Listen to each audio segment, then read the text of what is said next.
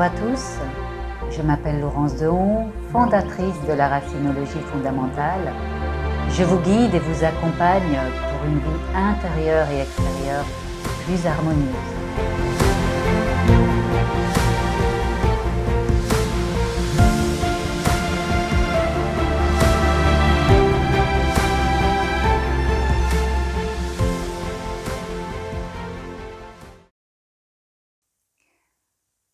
Je dirais d'abord que derrière ce qu'on vit là maintenant avec la Covid-19, on vit essentiellement dans des peurs.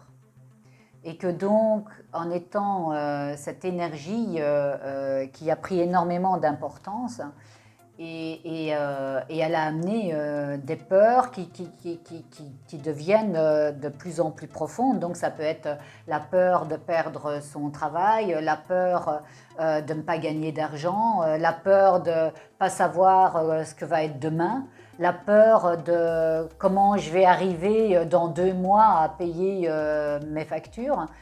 Et donc, il y a d'abord comprendre que dans la situation que l'on vit maintenant, c'est important de vivre au jour le jour et de ne rien projeter. Parce qu'au jour le jour, les choses peuvent changer. Et donc, à partir du moment où on se projette sur quelque chose dont on n'a pas main prise, eh bien, ça va agrandir la peur parce qu'on n'a pas la solution, parce qu'on ne sait pas comment on va pouvoir en sortir. Et donc, quand on est comme ça avec cette peur et qu'on n'arrive pas à trouver la solution, on va amplifier, parce qu'on va rester focus sur cette peur. Et donc, on va amplifier la problématique. Et au lieu de lui apporter une solution, on va justement agrandir cette peur et que ça fasse que ça nous met dans un brouillard, si je peux m'exprimer comme ça, parce qu'on n'a pas la possibilité de voir la suite puisqu'on n'a pas main prise sur ce qui se passe.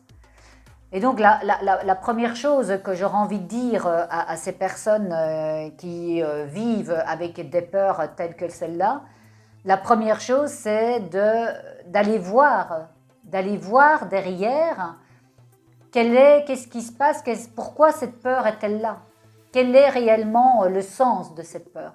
Donc d'aller faire face à cette peur. Alors si c'est un problème d'argent, parce que peut-être que cette peur n'est pas forcément liée à l'argent, mais que c'est lié à un vide. Et là, on est totalement dans une différence entre l'argent, même si le questionnement peut être comment je vais arriver à boucler mes fins de mois. Mais c'est peut-être le vide qui est là derrière la peur, qui fait que c'est ce vide-là que l'on ressent à l'intérieur de nous et qui nous amène à ne pas pouvoir trouver la bonne solution parce qu'on n'est pas sur le bon chemin.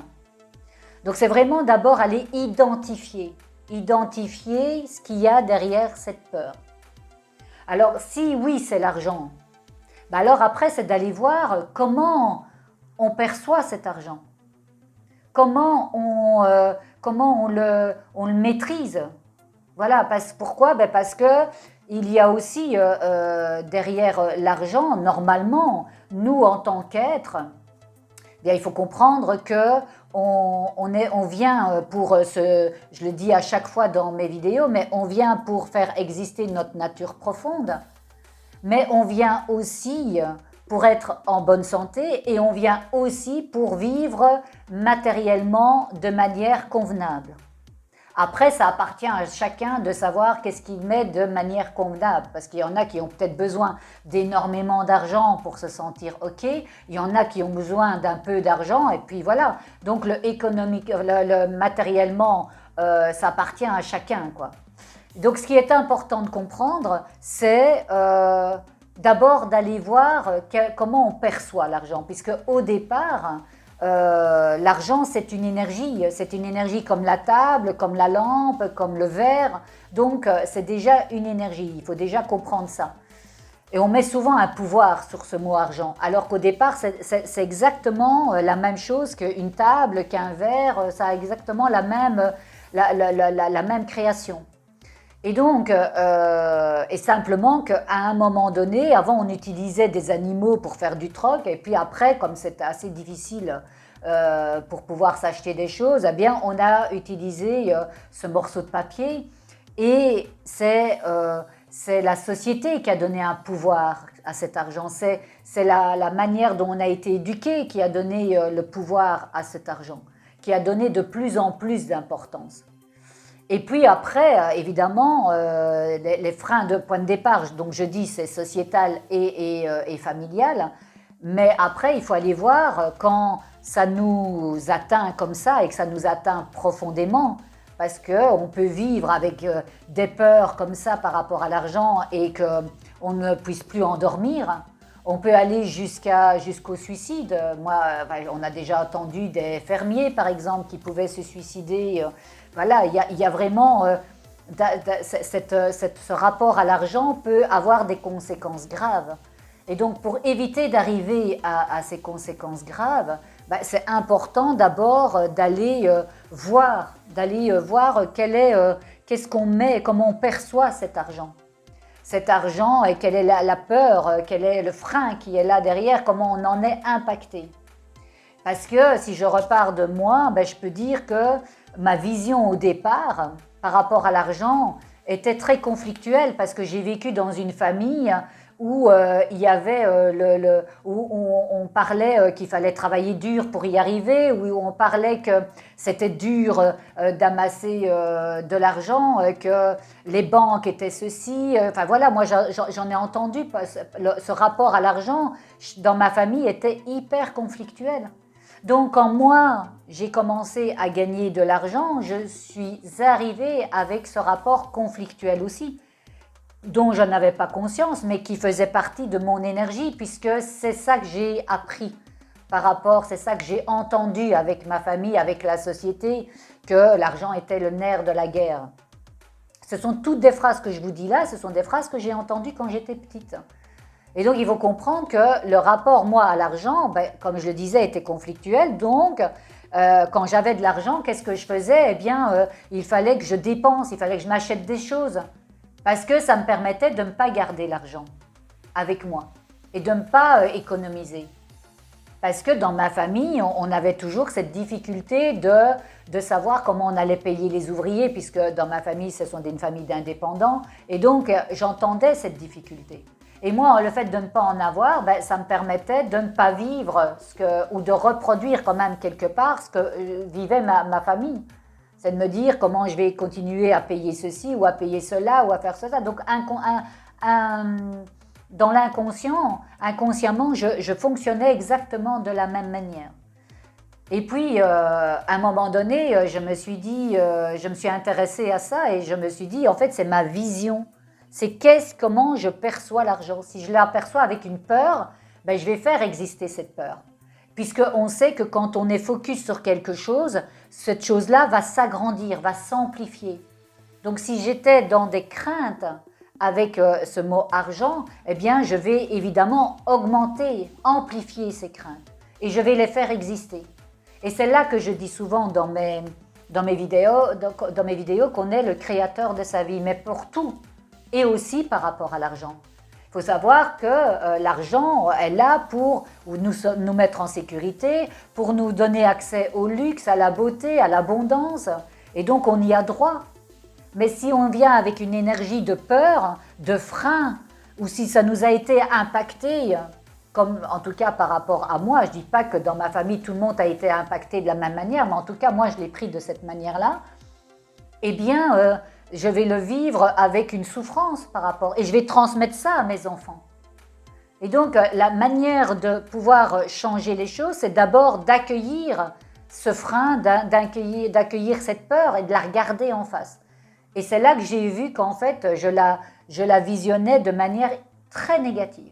L'argent pour moi était très négatif. Et donc si c'est négatif, ça n'arrive pas à moi, puisque pour moi l'argent était négatif. Puis ensuite, donc ça c'était mon attitude mentale qui était négative. Donc j'ai d'abord accueilli ça, et puis je l'ai transformé en me disant, en fait j'y ai droit.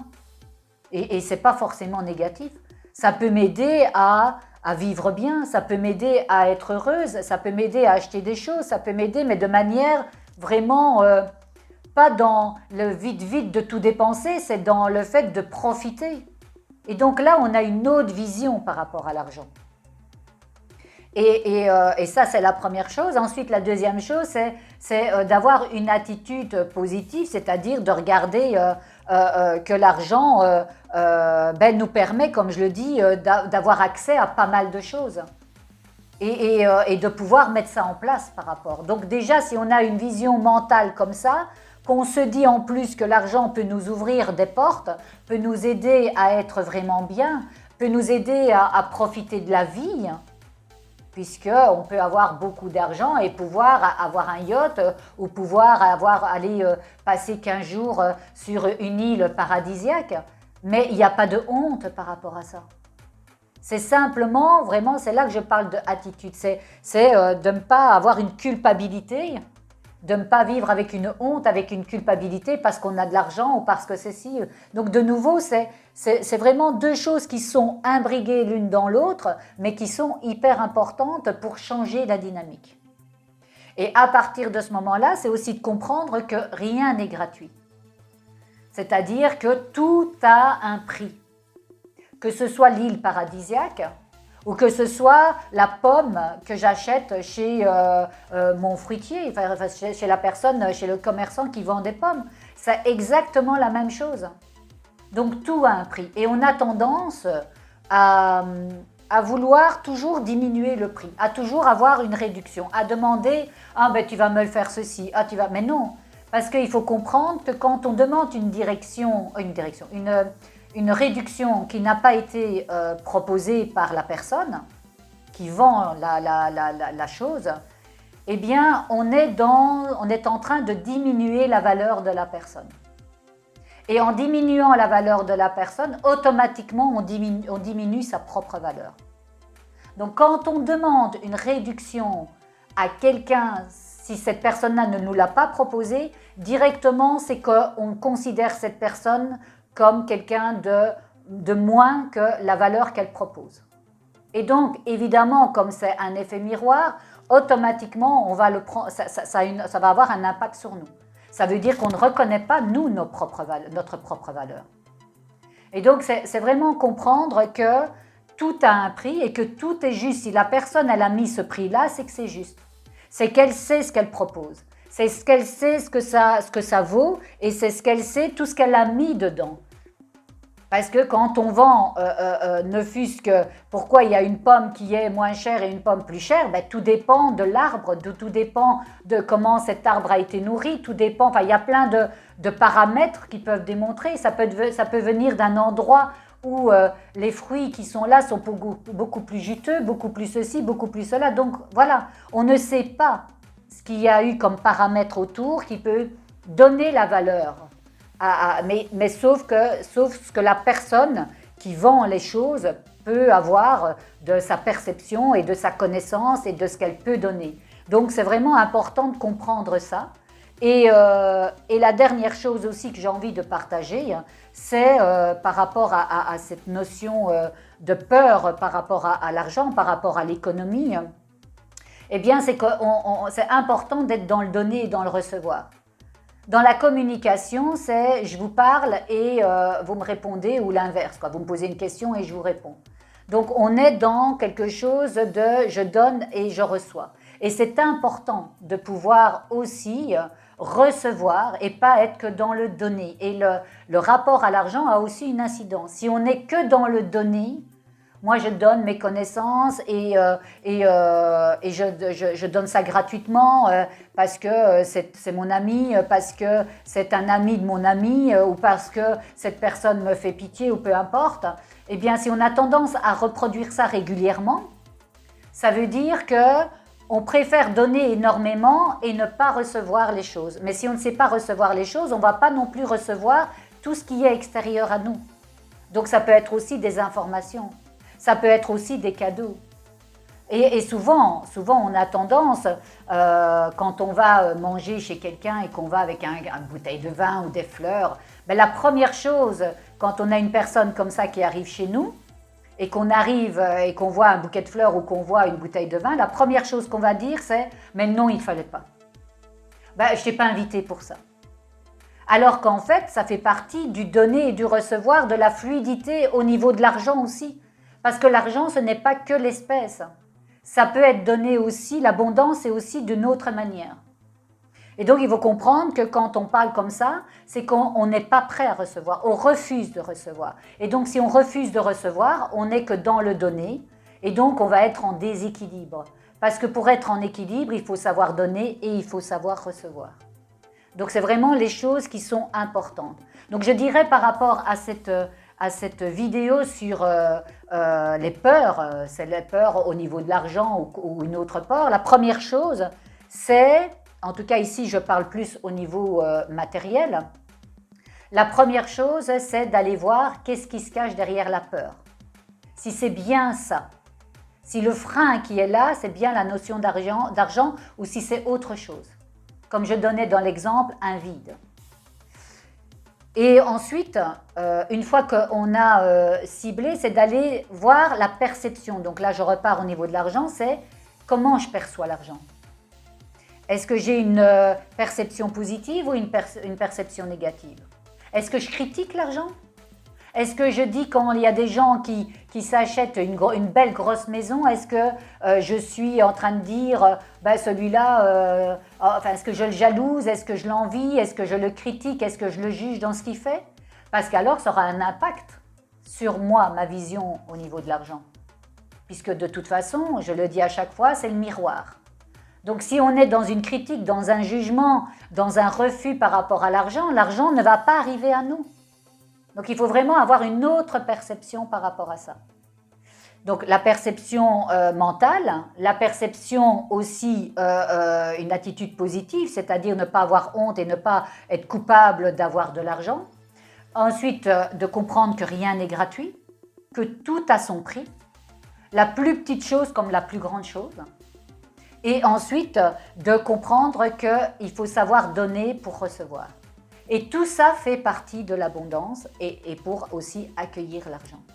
Donc on est vraiment dans quelque chose qui va vous permettre d'avoir une harmonie financière, de vous sentir économiquement sain à l'intérieur de vous. Pourquoi? Parce que ça va être comme le sang qui est à l'intérieur de votre corps. Quand vous êtes en bonne santé, il est de manière fluide, il circule de manière fluide le sang à l'intérieur de vous. Eh bien, quand vous allez accueillir de cette manière-là, vous allez voir l'argent, vous allez voir que ça va être économiquement sain, ça veut dire que ça va être très fluide à l'intérieur de votre vie et vous allez vous sentir en harmonie financière par rapport à ça. J'ai été ravie de vous donner mon point de vue par rapport à l'argent et de la manière dont je le percevais. J'espère que j'ai pu vous aider d'une manière ou d'une autre à diminuer vos peurs, si c'est le cas pour vous, par rapport à l'argent. Et si vous avez des questions ou si vous avez envie de me transmettre quelque chose par rapport à cette vidéo, n'hésitez pas à laisser votre commentaire en dessous et puis de vous abonner à ma chaîne YouTube, de me regarder sur Instagram, de venir continuer à me suivre et la même chose pour LinkedIn et d'aller visiter mon site pour avoir plus d'informations, pour me connaître un peu mieux. Et puis moi, je vous retrouve très très vite pour d'autres vidéos pour une vie intérieure et extérieure plus harmonieuse.